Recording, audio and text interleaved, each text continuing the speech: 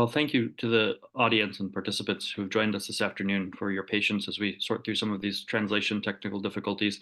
No matter how many pre-meetings we have, and there always are some last-minute problems with trying to run an event in 3 languages like this. So I appreciate your patience as we work through this. Okay, so I just got news from Juanita that it is working now. Is it working for everyone else? Can I get a thumbs up? Okay. Chris, let me know when you're ready for me to repeat the instructions. Thank you, as Chris said, all of you for your patience as we sort through making sure that we have interpretation in English, Spanish, and Portuguese. Yeah, I think we should go ahead and get started if you want to give them some quick instructions, Tatiana. Sure. So just to be safe, in case someone isn't hearing the interpretation, I'm just gonna guide them to the chat in English, Spanish, and Portuguese, and then moving forward, I will speak English, so there's no confusion. So if you're just joining us, please go ahead and look in the chat. Essentially, for simultaneous interpretation instructions, you will click on the globe icon at the bottom of your Zoom screen if you're on a laptop or a desktop computer. And then you will select the language of preference, so English, Portuguese, or Spanish, and you will stay in that channel. If for whatever reason you're hearing any overlapping audio, please also select mute original audio. Now in Spanish, real quick, just in case for those incoming. Por favor, si están entrando y necesitan interpretación en español, seleccione el idioma de su preferencia utilizando el icono del globo hacia abajo en la pantalla de Zoom. Que parece como un círculo con líneas. Va a seleccionar inglés, español o portugués, en este caso español. Y si por alguna razón escucha dos audios, por favor seleccione Mute Original Audio o silenciar audio original. Now, one last thing, I'm gonna try and share in Portuguese for anyone who speaks Portuguese. Boa tarde a todas e todos. Obrigada por estar aqui conosco. Vou colocar as instruções de interpretação simultânea no chat em inglês, espanhol e português. Obrigada. Thank you. All right. Thank you, everyone, for your patience.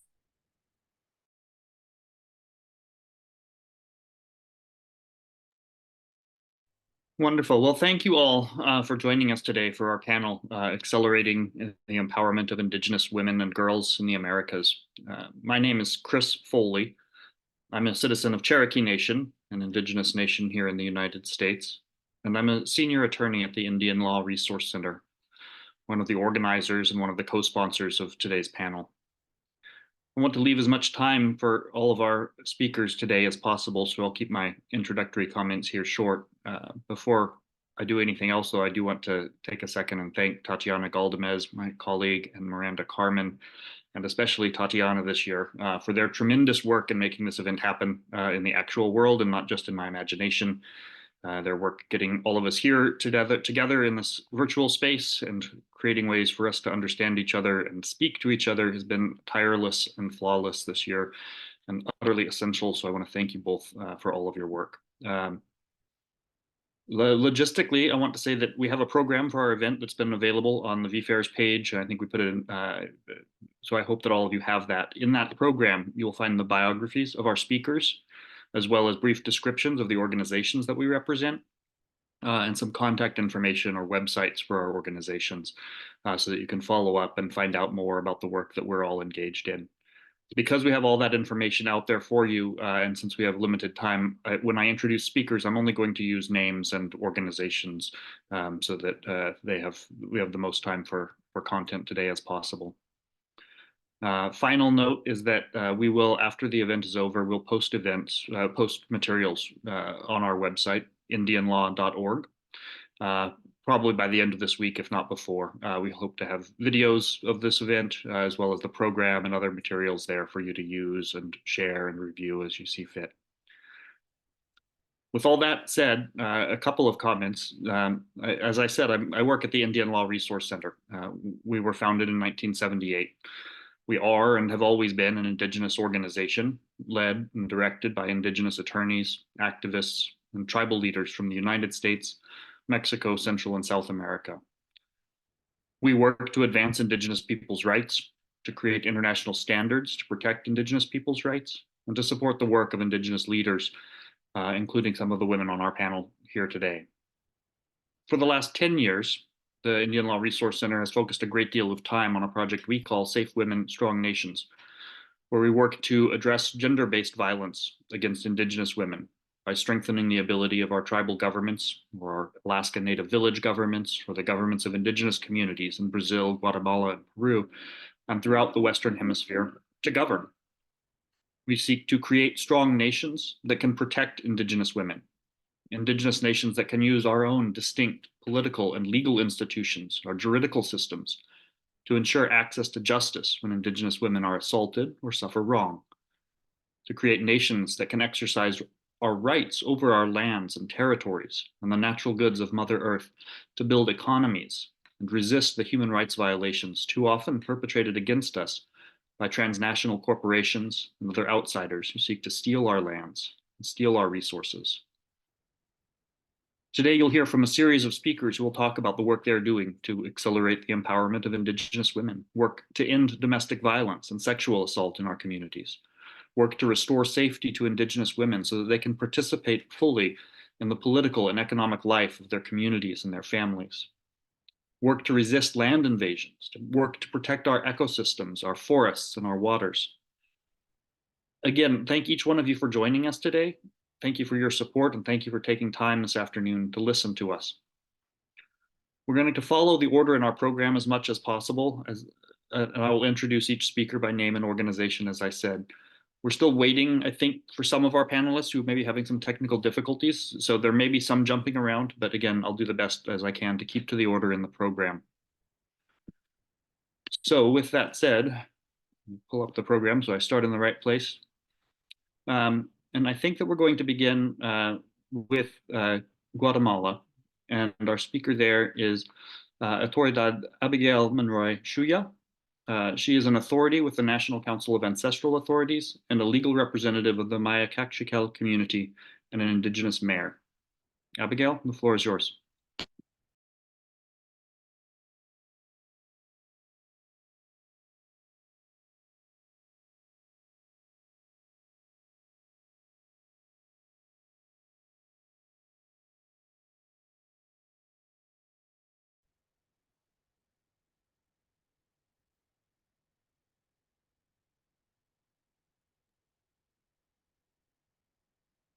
Are you able to come off of mute and speak, Abigail, or not? Muy buenas tardes. Es un gusto de poder compartir en este espacio y gracias por tomarnos en cuenta. Thank you También for sharing here at this space. Thank you for considering also in this in the scope of Guatemalan women. We are in the structure of this community struggle, and this allowed us to have the roles of these ancestral women to take care of Indigenous individual and collective rights in trying to recover the community lands. The role of authorities when facing the loss of their rights, the Mayan women have had an important role, and from the organization of women,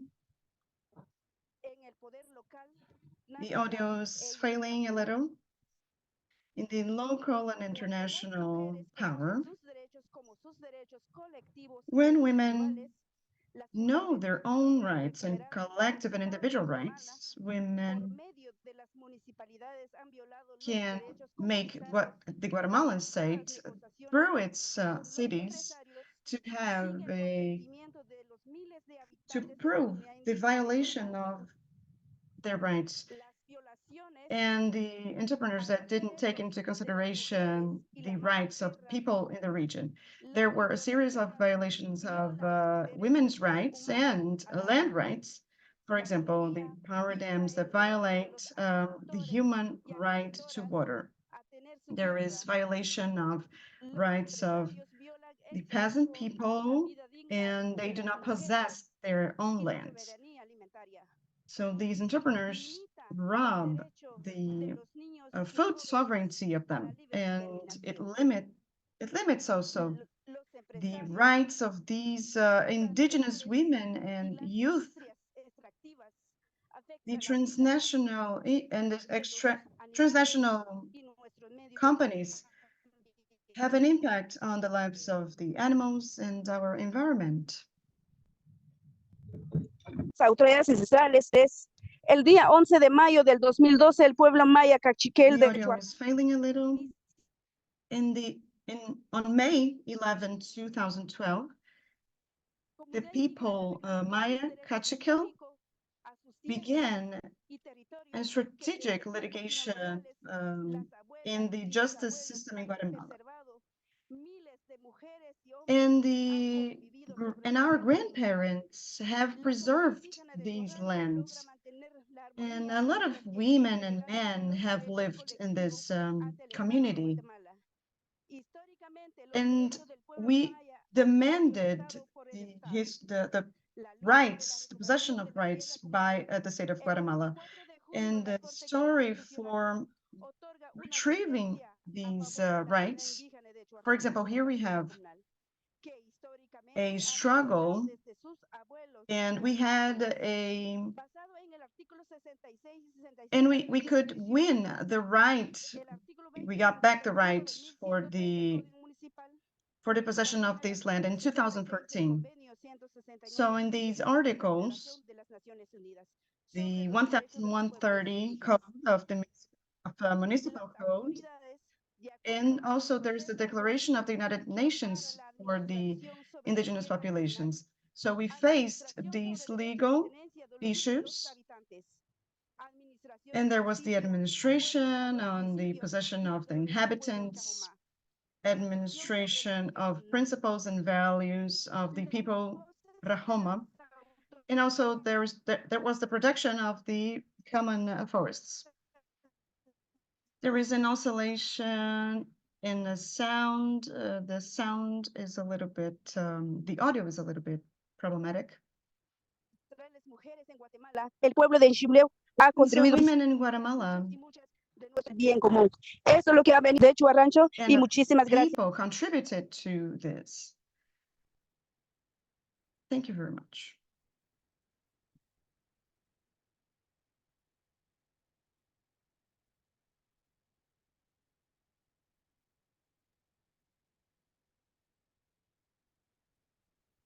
Thank you so much. Thank you so much for sharing that information about the work that is going on in Guatemala. It's very interesting and good to hear from you. We're going to turn now to Peru, where we'll ask the representative from IDESEP, the Interethnic Association for the Development of the Peruvian Amazon, to speak with us. This is Teresita Antazu Lopez. Teresita, are you here and able to speak?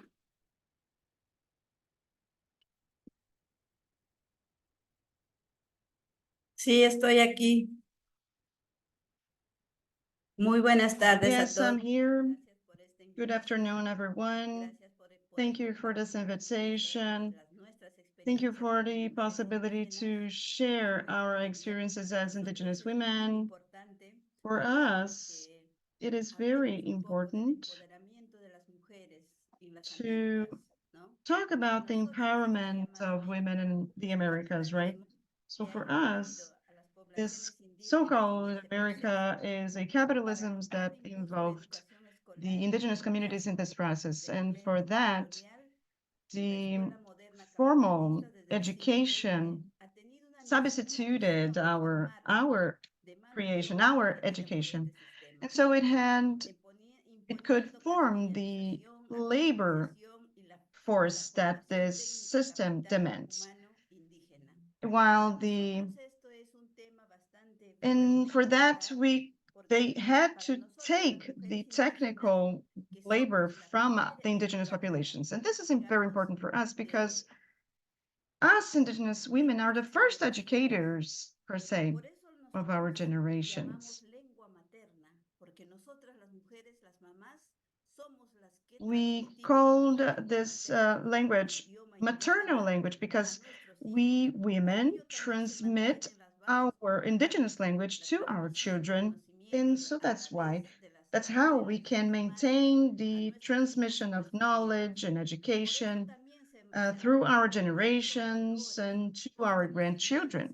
And that's why the values are maintained, especially those values that reflect the education of our children and our sons, of our grandchildren as well. So there are agricultural techniques as well. So we say that as long as we have an indigenous woman, our culture will remain. If we are ahead of our homes and of our lands, and so then the indigenous peoples will be ahead of everything.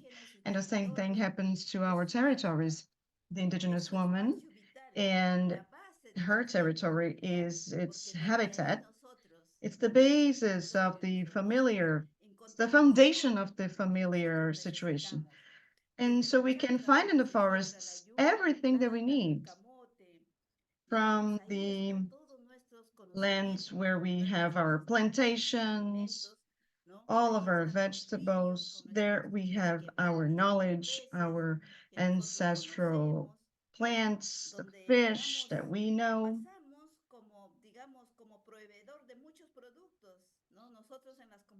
And that's where, in the communities that we are, we always could survive despite the colonization that we have suffered. So for us, it's very important to have the participation of women, and in the indigenous movements, we have been working with the cultural and economical matters. We have sisters that have been working with the initiatives and empowerment of the cooperatives. We have formation, capacity building among those women. They have been studying.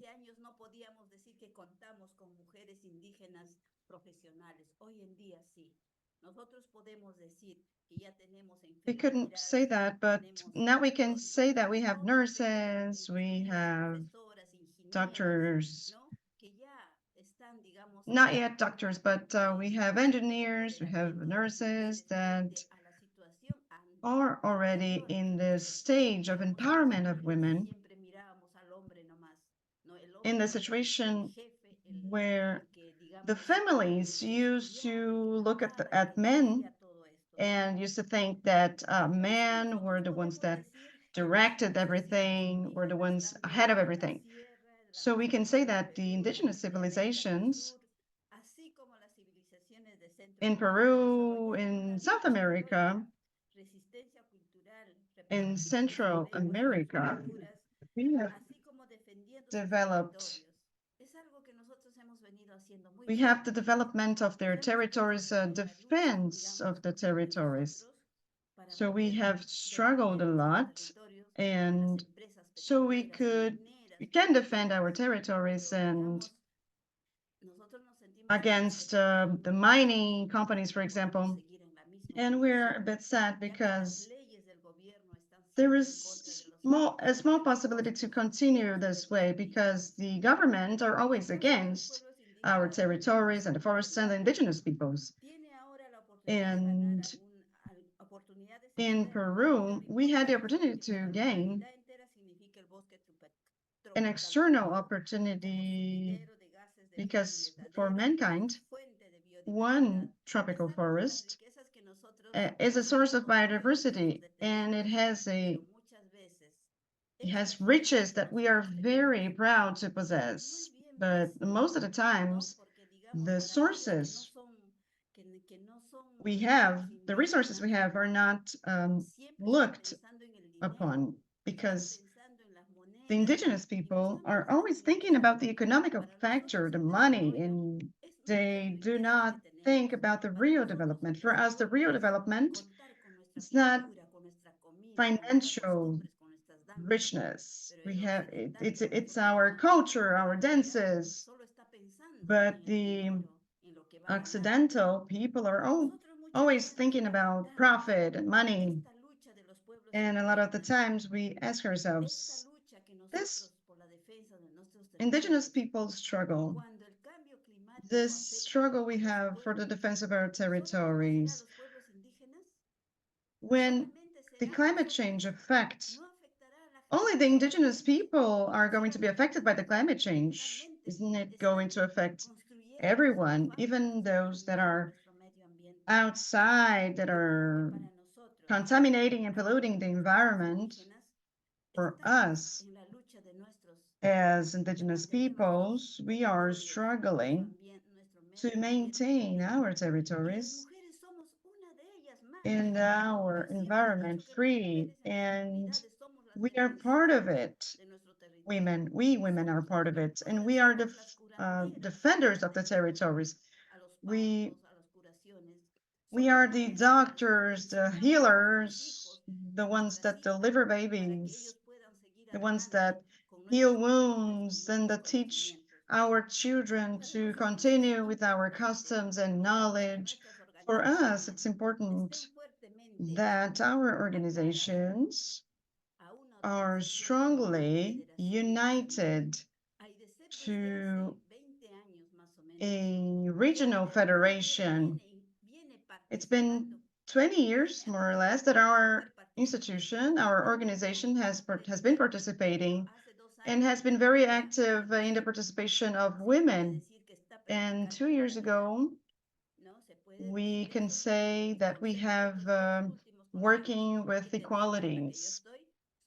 And the last councils that were made, we are 3 women and 3 men, and this is very important because as women, we have advanced, we are advancing, and we feel strong. And I always tell our sisters we have to learn, we have to take one step ahead, but it doesn't mean that we are more than the others.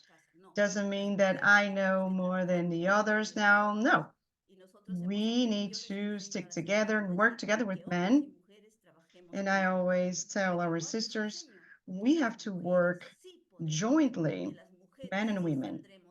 And women can, and we will go further, because for me, it is very important to say that we care a lot about the climate change. And our forest has a very relevant role.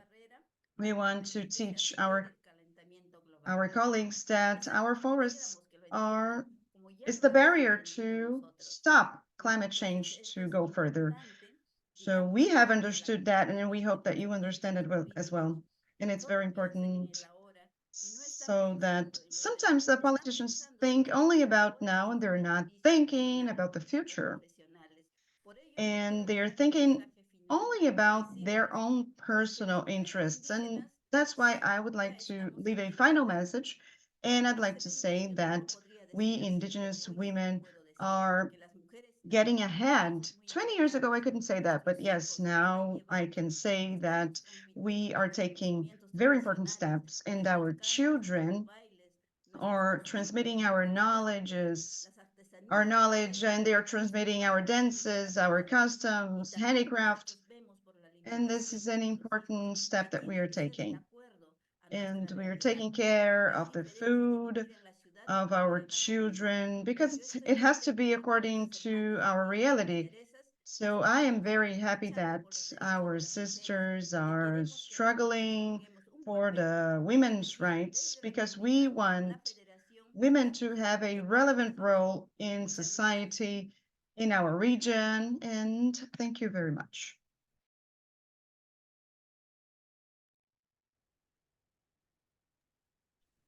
Thank you so much, Teresita. It's good to see you and hear from you today. We'll turn now to Orpio, the regional organization of the indigenous peoples of the East in Peru. This is Zaira Lizeth Rodriguez Lopez. Zaira, are you here?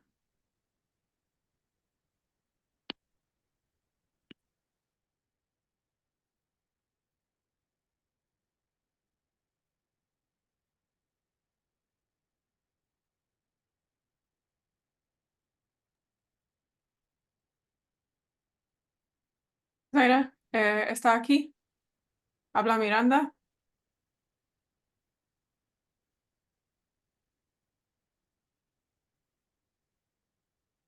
You may be on mute, Zaira. Hola. There we go. Hola, Zaira. Ujú. ¿Me pueden ver? Can you see me? Hi, I good can see and hear you. afternoon, everyone. How are you?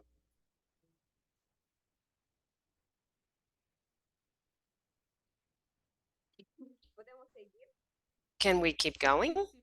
Yes, yes, please. Go ahead. Go ahead with your presentation, please. Good afternoon once again. It's a pleasure to be here and to see you in this opportunity. My name is Zaira Lizeth Rodriguez Lopez from Peru. I'm part of ADCEP, which is the regional organization of the Indigenous people of the Orient. And I think that I can share my screen.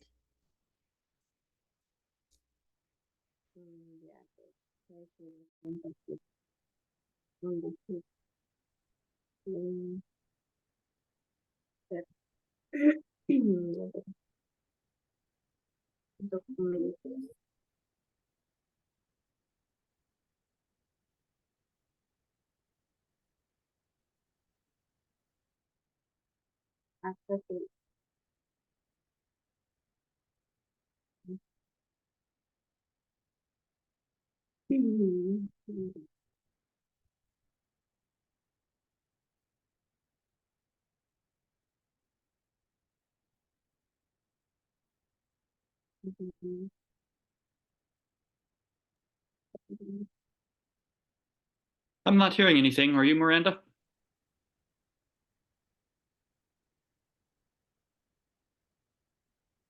Yes, I think she was wanting to share her screen and is just figuring out how to do that. But she was coming through very clearly in the Spanish channel. But then the audio dropped out as she's trying to share her screen. Okay. I'm switching back now.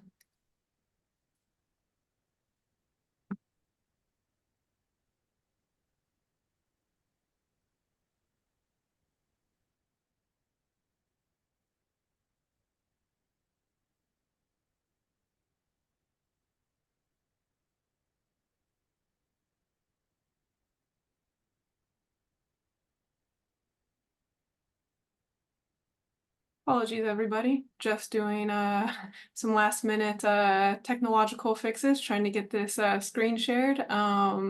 So be with us just a little bit longer as we figure out these details.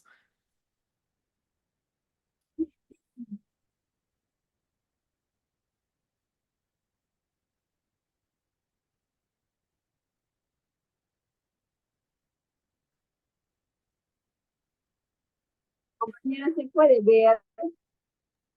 Sí. Can you see me?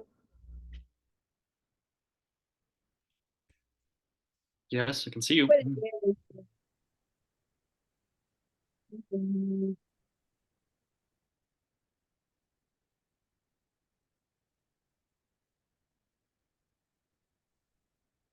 ¿Quieres compartir tu pantalla? Would you like to share your screen?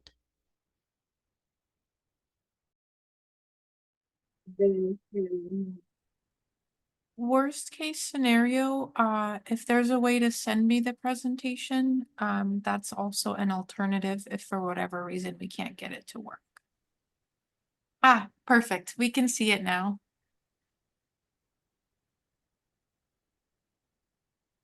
puede ver? Sí, Can you sí. see it? Yep.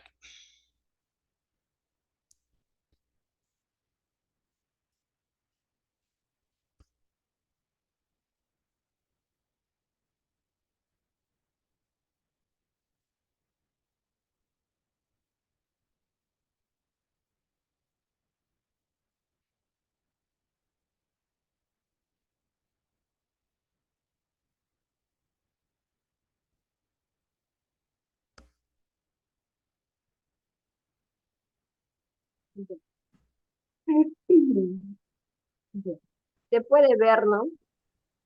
You can see it, right? Yes, sí, sí lo vemos. Gracias. Hola.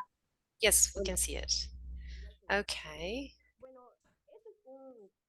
This is a little bit about the experience as a young woman within the organization. I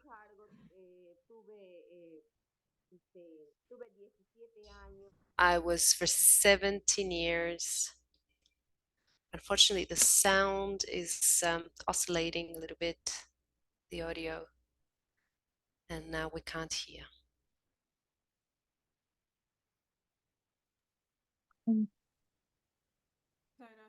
Zaira, is it possible? Go ahead, Miranda, sorry. Zaira está aquí. No podemos escucharte.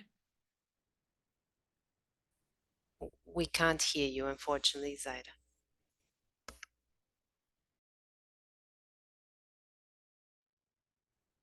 No sé si es un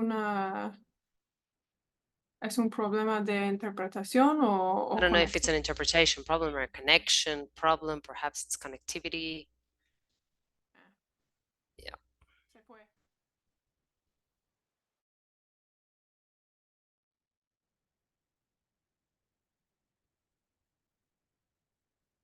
Chris, I have a feeling that it's a connection issue. So we'll Does just seem get that her, way. yeah, we'll just get her back in, and maybe we can just continue on down the program and then put her back in. Yeah, I think that will be fine. Just to Yes. follow up real quick, when she's on, may I ask, I can have her send me her presentation, and while we circle back, I can share my screen if that's easiest. So it looks like she's back on, but if you'd like, then maybe move on and I'll check in with her. Well, I think Hola. let's try and finish with Zaira while she's here, if we can. Let's see what happens. Okay. Zaira, can you hear us? Can you speak? And let's see if we can get this resolved. Hola. Hi. Yes, can you hear me? Yes, now I can hear you in English. Yes.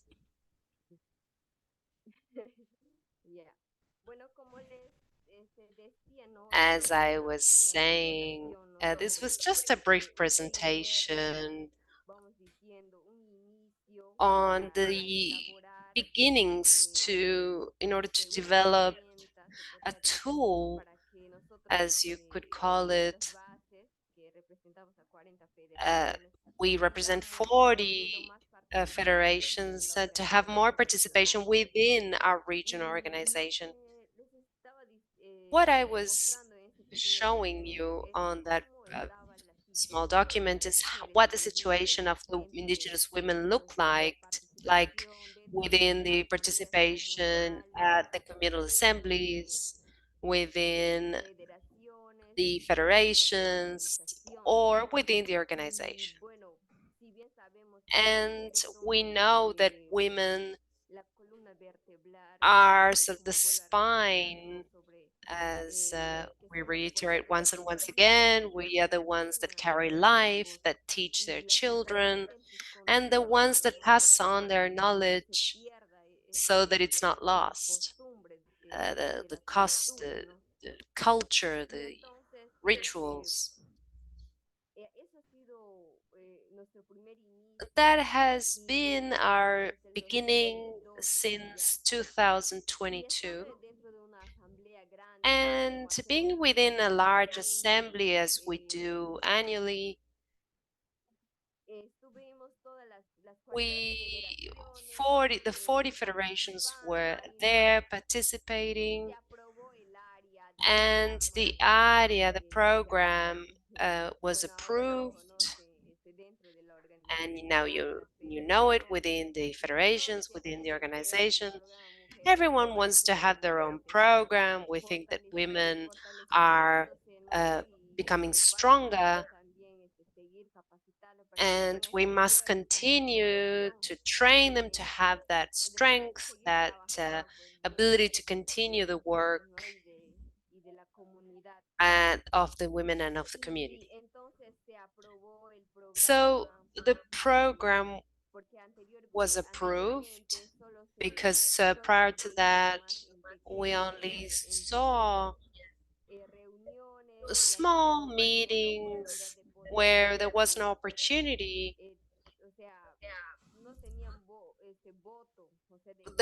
They had no vote, they had no decision power within the assembly. So this was a very important achievement in the year of 2022. And in 2023,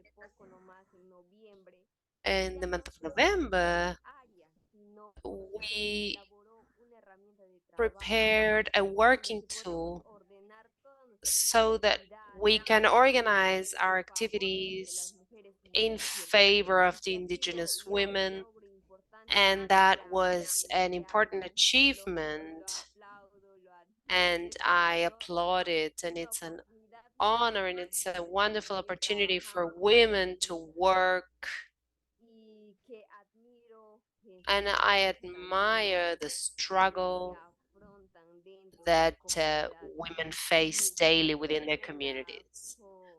Jointly with the national that represents our sisters, we are very thankful because we've been working jointly with them, coordinating, and together with our allies, which is an important part of this process.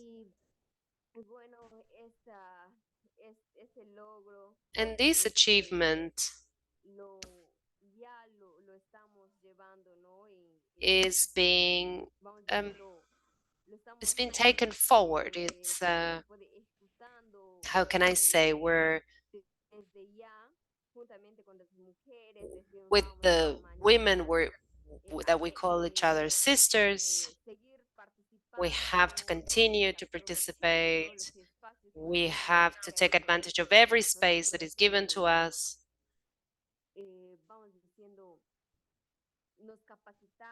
Because we are training, we're becoming stronger, we are valuing ourselves from our knowledge. We have to really value ourselves and place ourselves in a place of value, to say that I'm a brave woman, I must do this for my children, for my family, for my community. I won't just think about today, I have to think about tomorrow, what's coming, what am I going to leave my children? Thinking in that way, because now we're seeing a more updated world, and how can we give a good education for our children?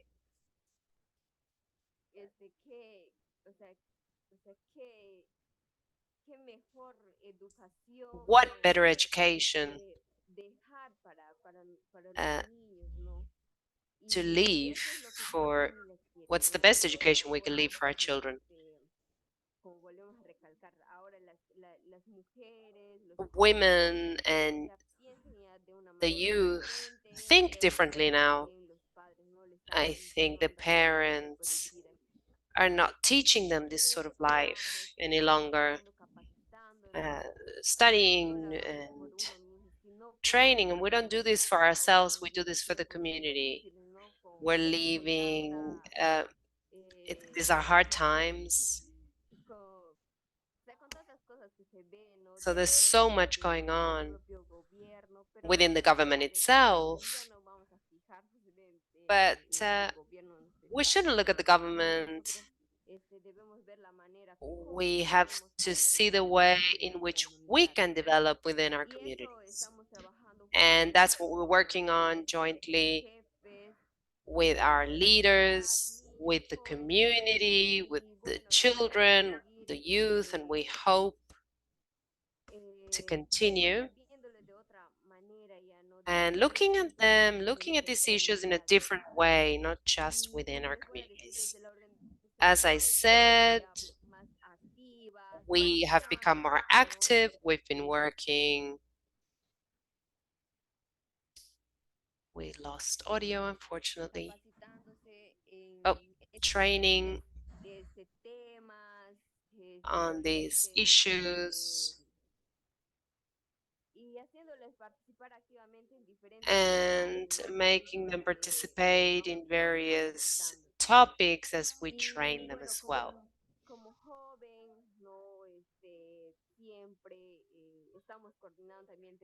As youth, we are also constantly coordinating within youth associations. Let's continue within the struggle of the communities of our organization.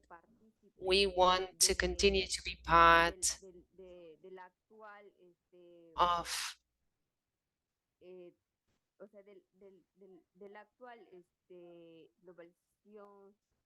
of the current global issues. And sometimes there's not a lot of communication within the community. And now I'm in a community where, as you can see, I don't have good internet. But I'm here, I'm happy to participate and to continue learning from our sisters from other countries. It's really an honor to meet you, to know of your experiences, and I am here with the will to continue to learn from you, and I wish you all the success in the world, and may we continue forward, and let's hope we see each other again soon. Thank you so much, and let's go. Let's keep going. Indigenous women. Thank you so much. Thank you so much, Zaira. Thank you for your presentation and for sharing with us today. It's good to hear your voice. At this time, I think we're going to move, looking through the participant list right now, but I think we're going to move over to the United States now. And we'll start with the Alaska Native Women's Resource Center. So I'll invite Tammy Truitt-Giroux, the Executive Director of Alaska Native Women's Resource Center, if she would like to speak now. Thank you very much. And I'm going to try to share without hopefully any glitches. Let me see here. It looks like, yeah. Can you see? Yes. Okay, so I'll put it in the presentation mode here. Alrighty.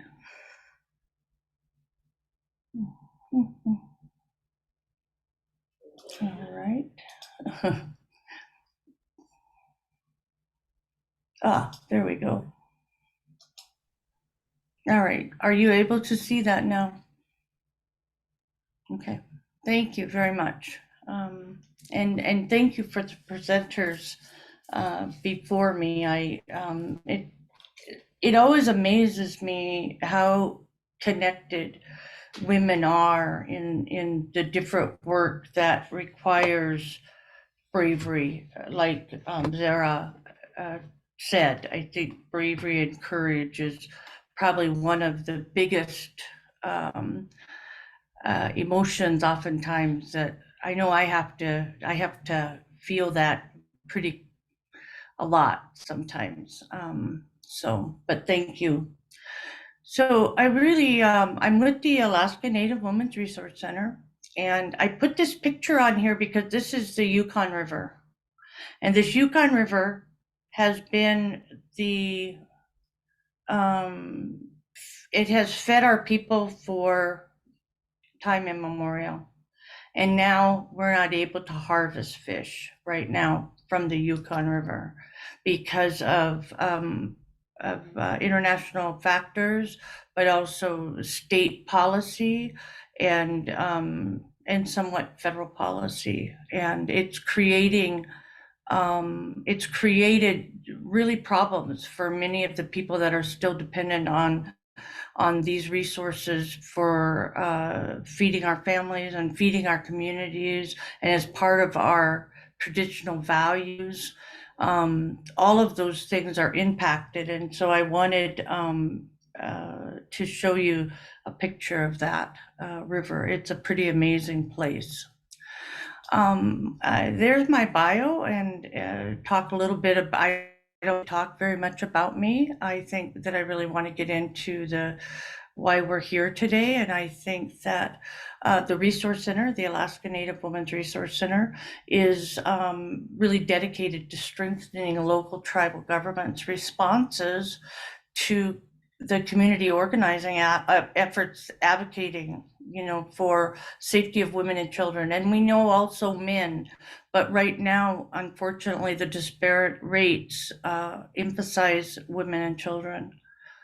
I thought that this was an interesting idea, but when we put the slides together, Alaska is the largest state in the United States, and it's 2 times the size of France, and it's 7 times larger than the United Kingdom.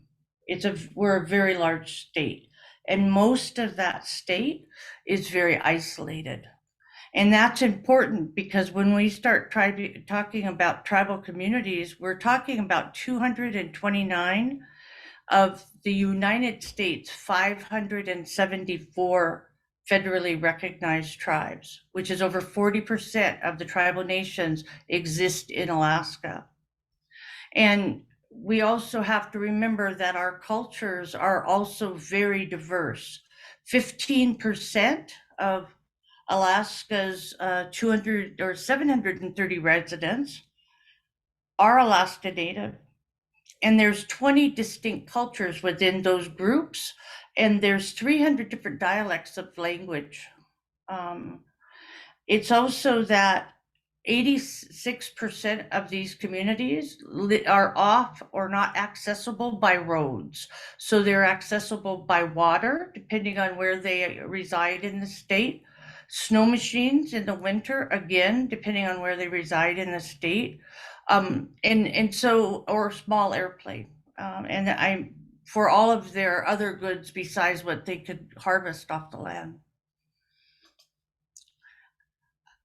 We have to also talk about this disproportionate rate of victimization of Alaska Native people, because unfortunately, it's part of the truth that we have to talk about here, and that is that Alaska Native women are overrepresented in the domestic violence population by 250%.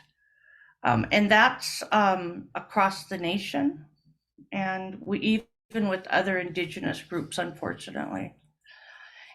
In our state, we comprise 19% of the population, but we also comprise things like 47% of the reported rape victims, and it's a lot larger number because many victims, survivors of rape don't report. So that's a big piece of some of the work that we are doing. And I think it's really important. You can read these, but I think that it's important to understand that through an NIJ study that was done back in 2012, which is kind of the most recent study, 80% of Alaska Native and American Indian women experience violence in their lifetime. And unfortunately, as far as data, and data is not as prevalent in Indigenous populations, and so, but it's 55.6% of the sexual assault victims are Alaska Native or American Indian people. So, and unfortunately, we are also at a higher rate of victims of homicide, and oftentimes by intimate partners. But The other piece I think that we have to really take a look at is that, and I think it was said from the other three speakers too, is that Indigenous peoples are the stewards of the earth. That's been the role of Indigenous peoples, to utilize the resources of the earth to sustain people in their homes, in their communities, in their families. And so this has been the role since time immemorial. And climate change is really impacting that for various reasons. You know, we are experiencing record melting ice and disappeared shorelines in Alaska. And if you can see from the map I showed you, we have a lot of shorelines, and those shorelines are also important for, again, sustaining subsistence or food resources for people that live in our many of our coastal communities. And we've also seen where climate change it's really increasing the environmental hazards, and by numerous things that it's increasing those environmental hazards. And some is that those shorelines that are receding is going right into communities that need those shorelines because their houses are built on that and their communities are built on that. So trying to find a place that you have to move whole communities away from is a huge issue right now in Alaska. And I think it's also, as we repeat, that mostly in rural, what we call rural Alaska, is our native villages that are connected not by roads.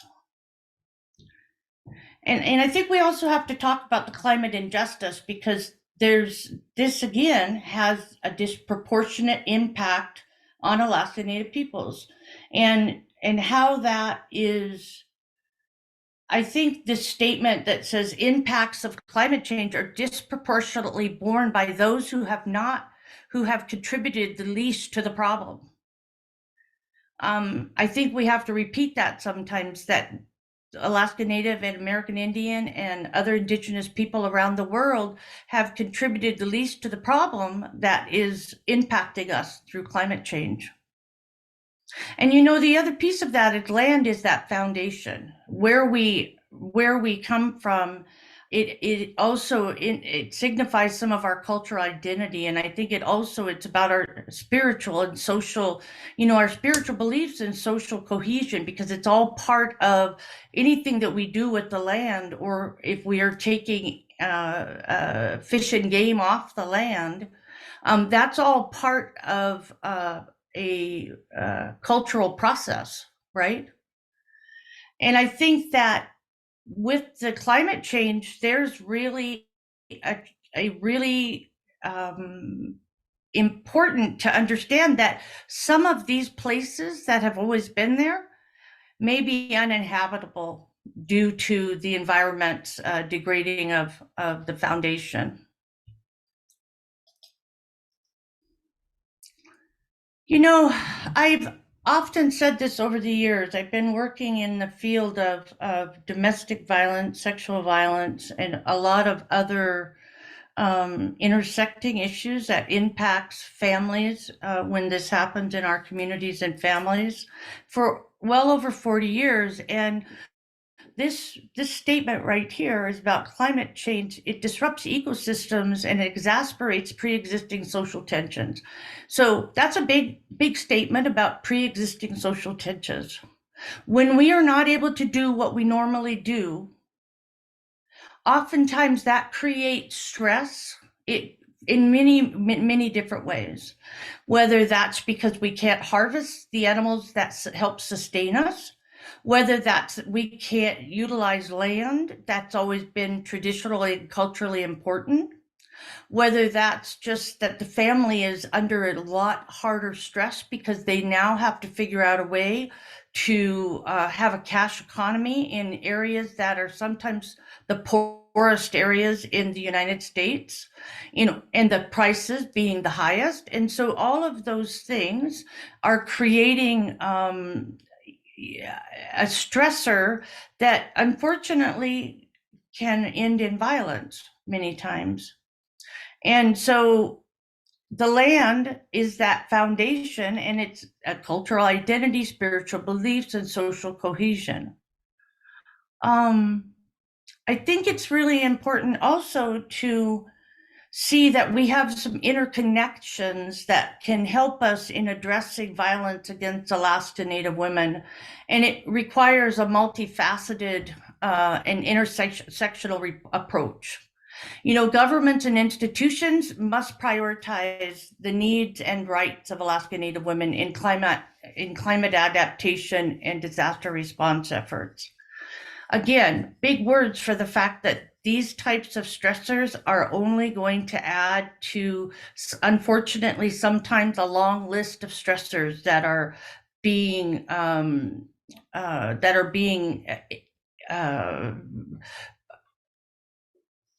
the word went away, but that are being a part of living in community. And I think that we can't minimize that. We do have some recommendations, and I think that recommendations, even though we can tell you all the problems over and over again, trying to also be a part of the solution needs to happen as well. And so there are some requests, you know, that the Secretary General issues a report on violence against Indigenous women in the context of climate change with the recommendations for future actions, because we know that there's a direct impact to violence and climate change.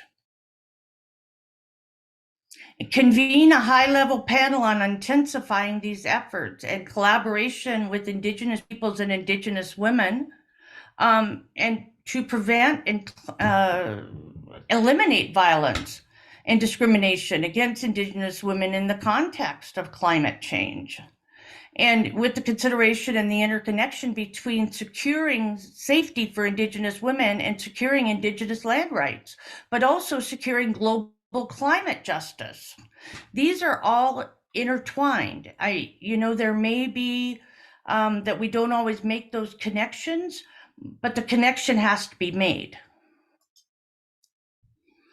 And the other last recommendation is that urging the OHCHR and include in their report recommendations that direct the expert mechanism on the rights of Indigenous peoples to be directed to pay particular attention, I'm reading this verbatim, particular attention to the rights and special needs of Indigenous women and children in the context of climate change, including monitoring states' measures to implement the UN Declaration of Rights of Indigenous Peoples and the 2014 outcome document to the UN World Conference on Indigenous Peoples to ensure Indigenous women and children can enjoy the same protections against all forms of violence and discrimination. And when we think about the climate change, I think about discrimination, because I think that it is, the earth is our mother, and when we destroy our mother, just like it was said earlier by some of the other speakers, then we lose language, we lose our culture, we lose our sense of who we are. All of those things are a part of that physical change of the climate that it's doing to our Mother Earth. We also recommend that relevant special procedures be urged to address the multiple and intersecting forms of discrimination that are experienced by Indigenous women in the context of climate change, by periodically requesting special and perhaps joint reports on the topic. And, I think that it's definitely brought home when I think about our community is on the Yukon River, and we've been harvesting fish there. That's part of what we do in the summer in order to put the fish away for the winter for our families and our relatives. And it's just part of the kind of the cyclical efforts that we make every year. And for 3 years, we haven't been able to do that. And I think it's been a very challenging to know what to do with ourselves, because we've always done that. I know it is challenging to families who have always done that. I know that then there's also the other challenges when you have depended on the fish, and then in the wintertime you don't have that fish. It's also a really costly to try to replace fish and or the meat that we would use to subsist on. A lot of our small communities off the road system in Alaska, the prices are higher than any place else in the United States, and sometimes even higher than, you know, in other places in the world. And so with very high unemployment. And so the subsistence food is very important to sustaining families in those communities. And I appreciate the opportunity to speak, and I'm done. Thank you so much. Thank you so much, Tammy. That was excellent. Let me, Glad to hear. oh, there it is. Stop share. Okay, got it. There we are. That's great. I think that next we're going to turn to Paula Julian. She is the Senior Policy Specialist at the National Indigenous Women's Resource Center. Paula? Thank you, Chris and Tatiana and Miranda from the Indian Law Resource Center. Thank you, our sister Tammy, from presenting on Alaska and including those beautiful slides. And I just want to thank all of our speakers on today's event and all of you joining to listen in to today's parallel event. My name again is Paula Julian. I'm a Senior Policy Specialist at the National Indigenous Women's Resource Center. We are a national tribal nonprofit organization dedicated to upholding the sovereignty of tribal governments to end violence against Indigenous women. For more information, please go to our website, www.niwrc.org. I'm Filipina, and I live and work on the traditional homelands of the Payam-Cowicham, or people of the West, from the La Jolla Band of Luiseño Indians in California, which is on the west coast of the United States. International instruments, including the Declaration on the Rights of Indigenous Peoples, affirm the rights of Indigenous women to be safe from abuse and violence, secure in their homelands and homes, and have what they need to take care of themselves, their families, and their nations.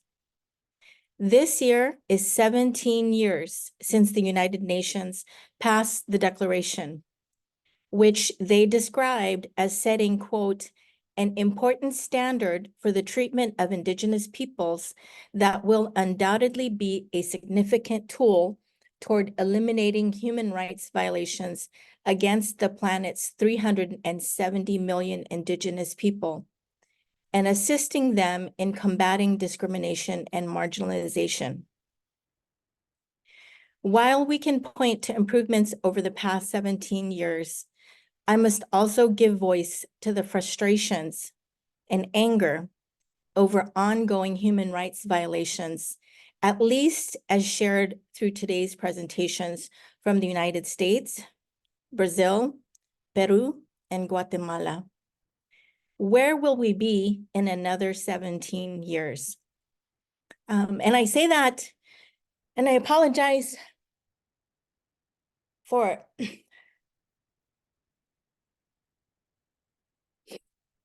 my emotion.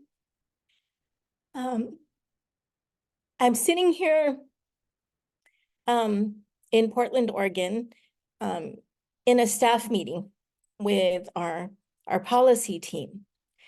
And as we talk about our policy advocacy and what needs to happen with tribal governments, with Native Hawaiians, and with the US government, it is not lost on me I think the anger and frustrations that we hear, we experience as relatives of women and their families on the ground. So, I always say when I'm talking at the local level, that the policies that are made by our governments are unfortunately made by people who may not be informed and understand the realities at the local level.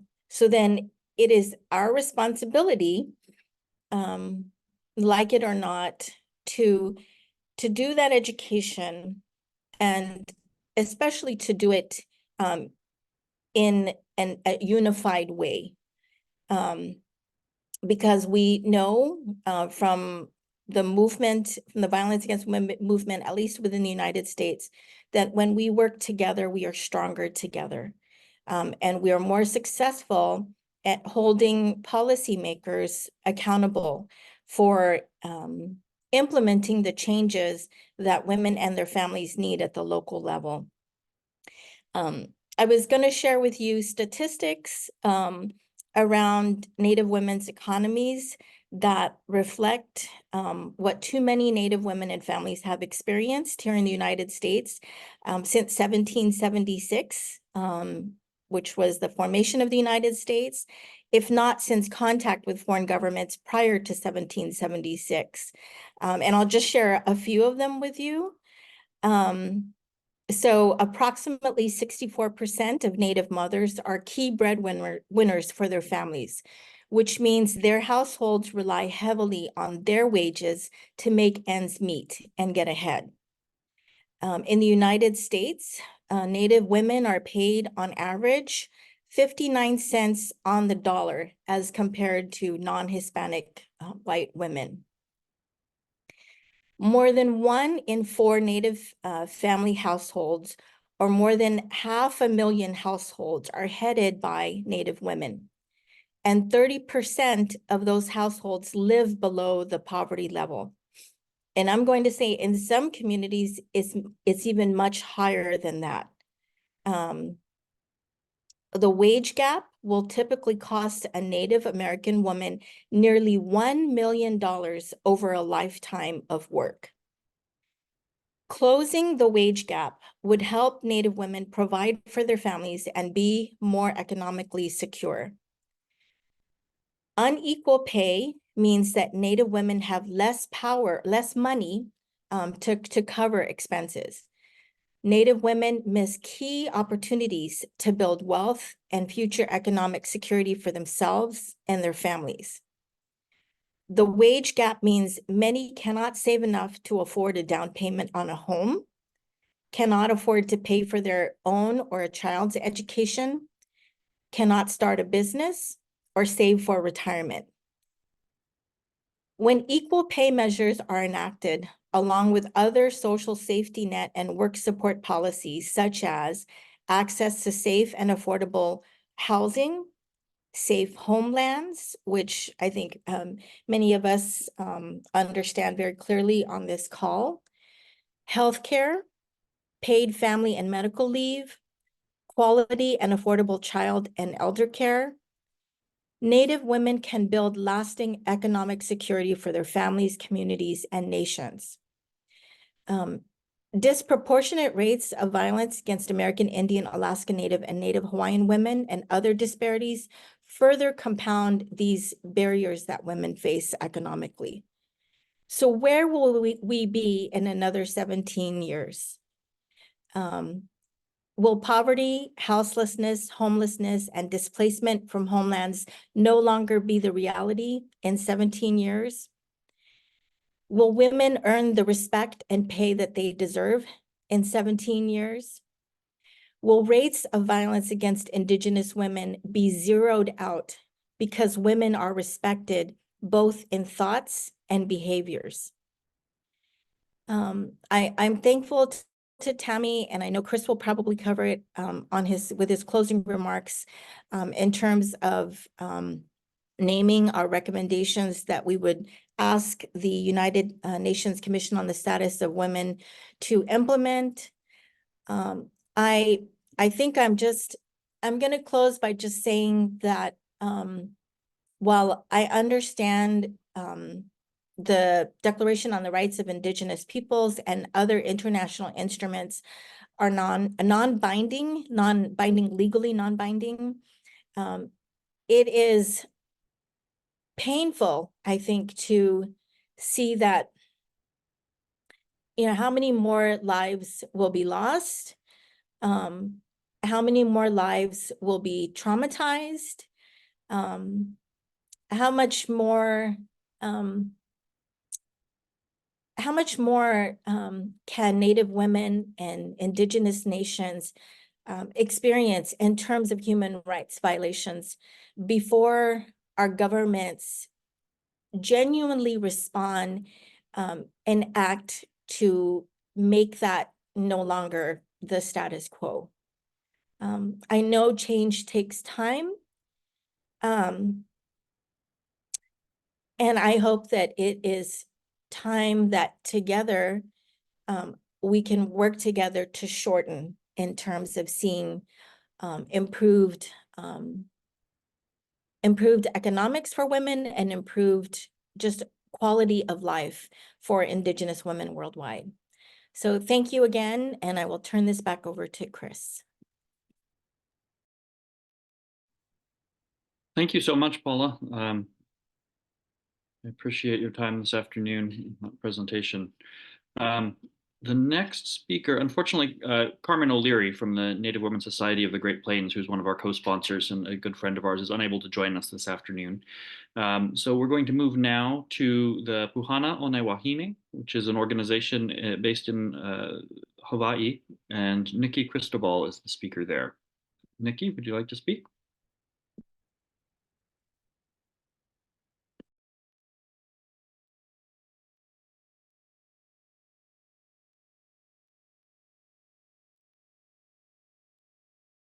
See this presentation just fine.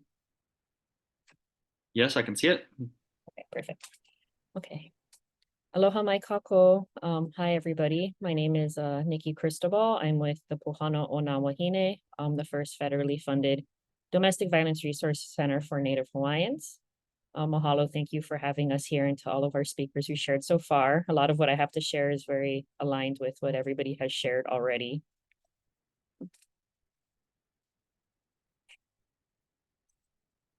I'm going to be talking about Haumea and how Haumea relates to the work we do at Puhana Ona Wahine. So Haumea, she can be thought of as the akua or goddess or element, entity of divine femininity. She is the embodiment of everything that is divine feminine creation, including childbirth. She represents a lot of the depth of what it means to be divinely feminine, including the mysteriousness of life and the light of creation, as well as the darkness of the mystery that is life. And what people don't really talk about as much with Haumea is that along with divine femininity, she also represents politics, and she can represent war. So she is a very strong advocacy voice as well.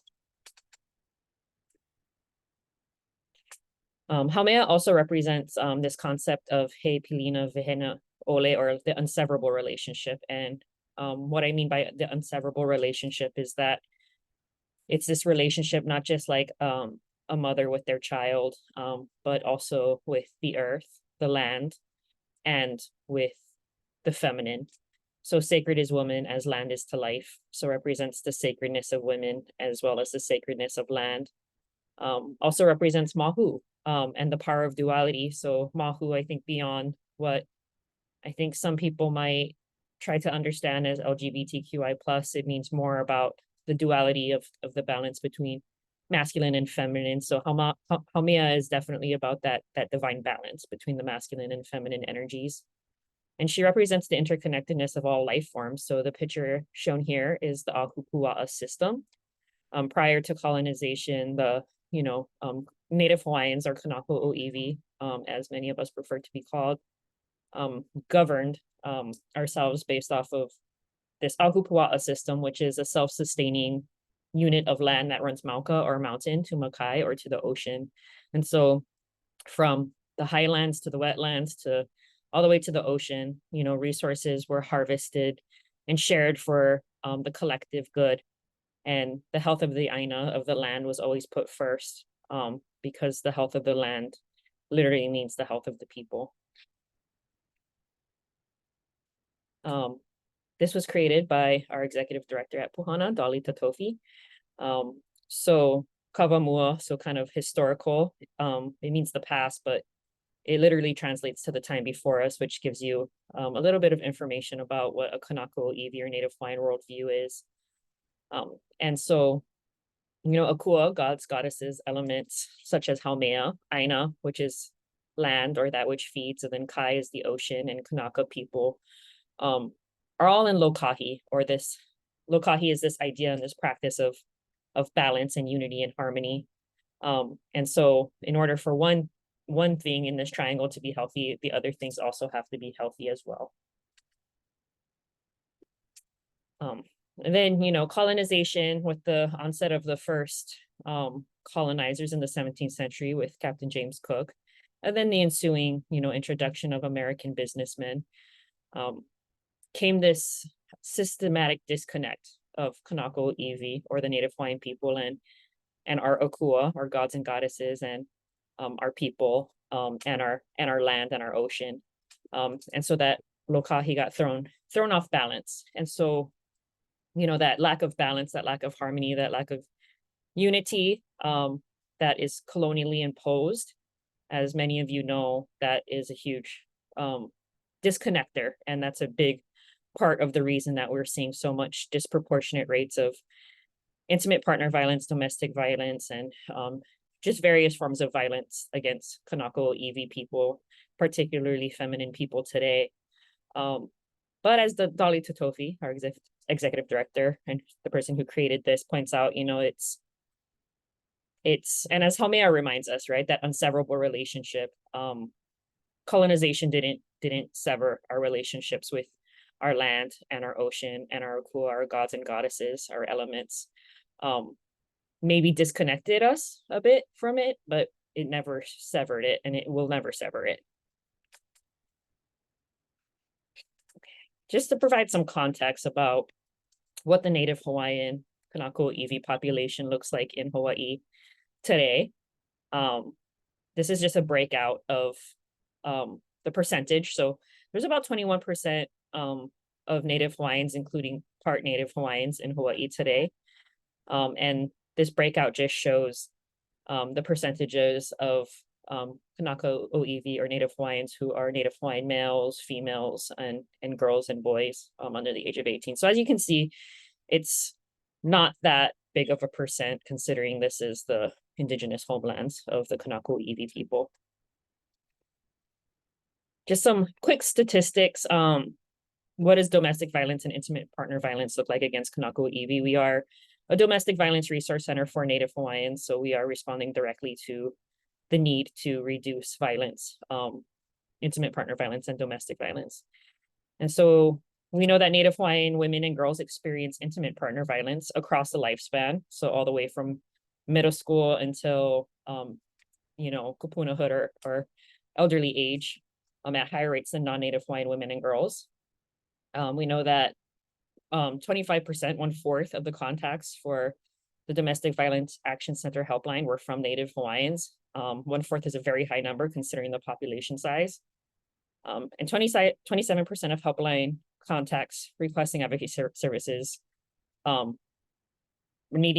Native Hawaiian, and of these 78% needed housing services. And I'm going to talk a little bit about how that displacement from Aina is very connected to intimate partner violence and domestic violence.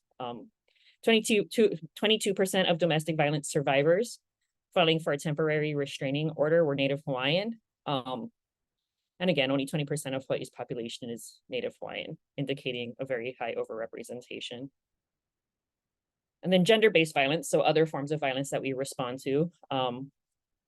You know, we know that the average profile of a missing child in Hawaii is a 15-year-old Native Hawaiian girl missing from Oahu. The first missing and murdered Native Hawaiian women girls Mahu report found that. And then 64% of sex trafficking victims are Native Hawaiian, over half. And then Native Hawaiian girls grades 6 to 12 are more likely than Native Hawaiian boys and girls of all other races to be physically forced to have sex when they did not want to. So this is starting from very young ages.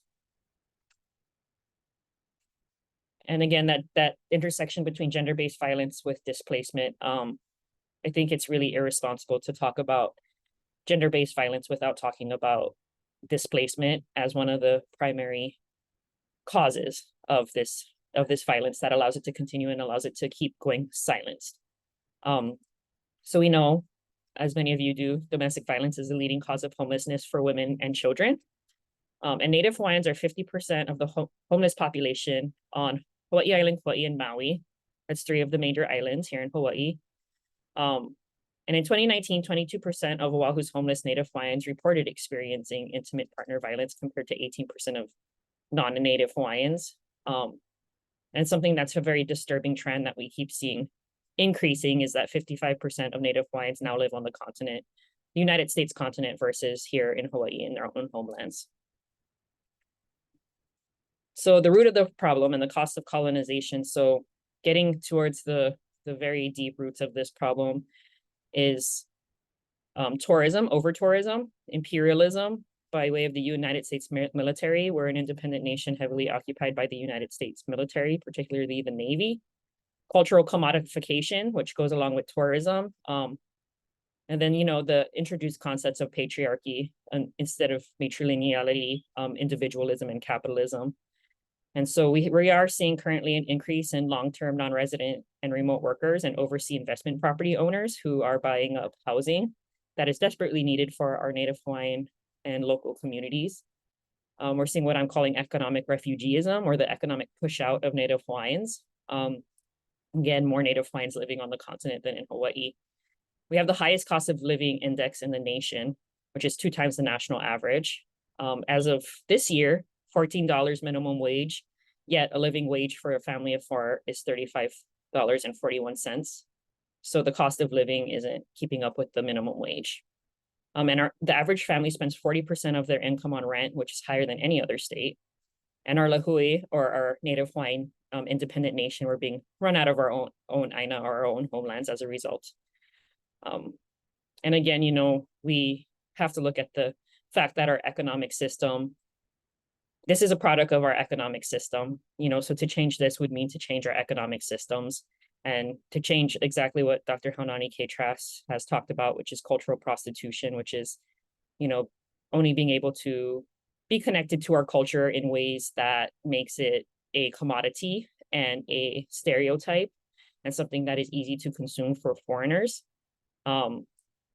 And, we talk about the abuse of aina equals the abuse of wahine, the abuse of land equals the abuse of women. And so the military has been, they're not just here, protecting us, right? They're here taking up a lot of land, poisoning our land, poisoning our waters, literally. There's a Red Hill crisis talking about the Navy poisoning our waters with oil, contamination, and a lot of our land being privatized and owned disproportionately by the military and the tourism sector.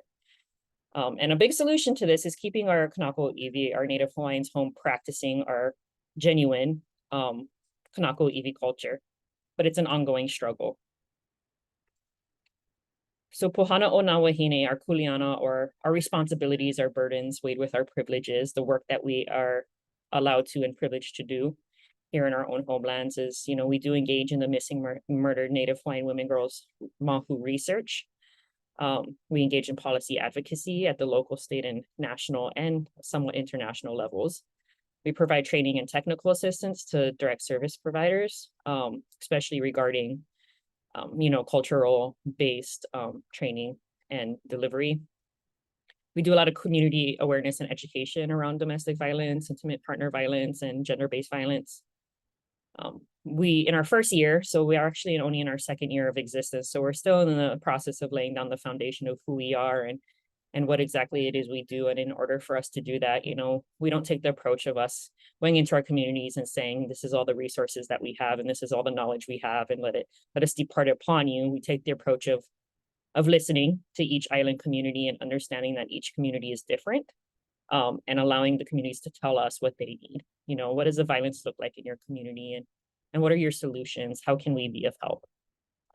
So in our first year, we visited 4 different islands, 15 communities. We worked with over 25 survivors, over 30 direct service providers through our Papa Olelo and community engagement sessions.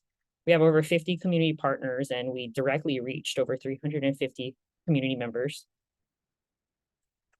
And then through this, we identified these solutions that everybody had in common. And these solutions included culturally responsive services and providers. There's just not enough providers and services that are Kanako Iwi or who understand Kanako Iwi culture, and that's a huge problem. Kanako Iwi and Native Hawaiian culturally grounded healing practices that include the whole family, not just the victim, is really important. And culturally grounded healing practices, meaning not just this westernized idea of getting therapy or going through the legal system. I mean, people need help with that too, but really what's missing is this connection to our ways of knowing and our ways of being. Systems change to prioritize prevention over punitive measures. So a lot of people talked about how right now, gender-based violence, intimate partner violence, DV, it's all, punitive based. It's just punished, and there's nothing preventative about it, which goes along with the cultural grounded healing practices. Huge theme again with that displacement is the safe and affordable housing. Housing is kind of an impetus for a lot of this violence, and even with supposedly safe shelters that we do have in Hawaii, there's not enough like domestic violence shelters, for example, and those that are present are often not culturally responsive and therefore are not serving Native Hawaiians in the best ways possible. And then a huge theme of abuser accountability and cultural responsiveness, prevention for our kane or our men. So a lot of, so far this Western model that's been imposed on us has just been about helping the victim and not enough about, holding the abuser accountable and getting the abuser some genuine help and cultural connectedness as well. Because everybody's recognizing our men are hurting a lot, and it's showing through these acts of violence, and there's not enough spaces for them to reconnect to who they are as Native Hawaiian men. And if there was those spaces, then we know that a lot of this unfortunate violence that we see can be prevented. So Pohana o na Wahine is also working on doing a lot of direct service delivery and connecting people to men's cultural and mental health services and groups. Okay, so mahalo again, very much. Mahalo, thank you very much for having me speak today on behalf of Pohana o na Wahine. Just wanted to evoke the words of Auntie Pilahi Paki when she said the world will turn to Hawaii as it searches for peace, because Hawaii has a key, and that key is aloha. So not just a quote, but we believe that's a prophecy. And mahalo to our Na'akua, God's goddesses, Na'amakua, our non-human guardians, Na'ohana, our families, Nakapuna, our ancestors, our Kaia'ulu, our community, Kalahui, the independent Native Hawaiian nation, and our WRC and the Alaska Native Resource Center for their kakua along this journey. Okay, mahalo.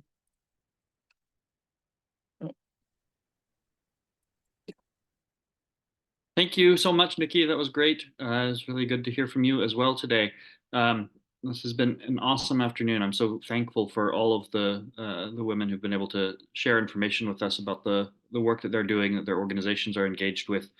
I apologize that we had some technical difficulties and a few of our speakers were unable to join us today. But I'm very glad that we got to hear as many voices as we did. I have a few closing comments, fairly brief. Mostly what I want to do is share with you all some of the recommendations that we've been working on as a group. Not everyone we have some consensus on them, but not official endorsement on these from everybody. So these recommendations come, for now, they come from the Indian Law Resource Center, from the National Indigenous Women's Resource Center, and from the International Mayan League.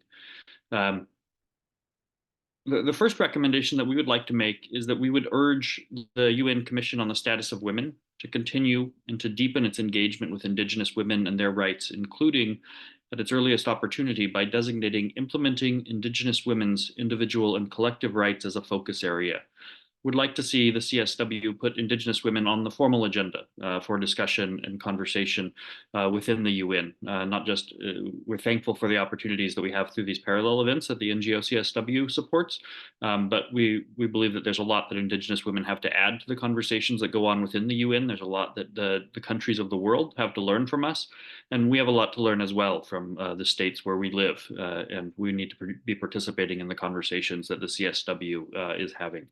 So we'd encourage that as the first thing. The second recommendation that we offer is we would call on the Commission on the Status of Women to urge national governments to respect the lives of Indigenous women and children and accelerate their empowerment by implementing the UN Declaration on the Rights of Indigenous Peoples. That's a theme that many of our speakers have talked about today, including Paula earlier, about the importance of actually implementing the UN Declaration that has been established and adopted. Including specifically by ensuring Indigenous women have access to justice, including through Indigenous peoples' distinct political and legal institutions and juridical systems. Respecting Indigenous peoples' right to maintain and develop their own political, economic, and social systems or institutions. Fulfilling Indigenous peoples' rights to ways and means for financing these self-governance functions. This language is taken almost directly from the UN Declaration. Our countries have an obligation to support our self-governance, have an obligation to support our governments to provide services to our peoples.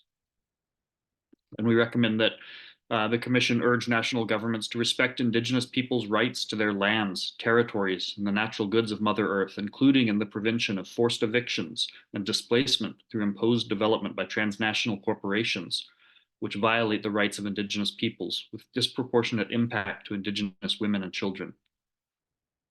And finally, by taking effective and special measures to ensure continuing improvement of Indigenous women's economic and social conditions, paying particular attention to their rights and special needs.